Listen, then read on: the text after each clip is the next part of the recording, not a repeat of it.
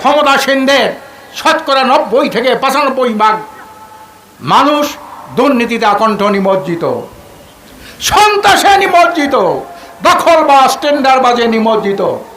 আওয়ামী দুঃশাসনের পতনের পরে আজকের যারা একসময় ক্ষমতায় ছিল তাদের নেতা কর্মীরা আজকের সেই আওয়ামী লীগের দখলকৃত জায়গাগুলি তারা দখল করেছে।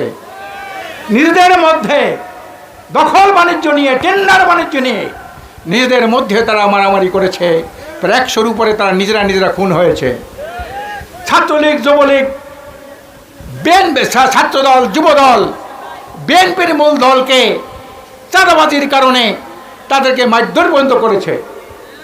সংগ্রামী ভাইরা আমার, এই দেশ আপনার আমার, এই দেশ দেশপ্রেমিক ইমানদার মানুষের। এখানে কোনো চাঁদাবাজ, টেন্ডারবাজ, দখলবাজদের কোনো স্থান হবে না।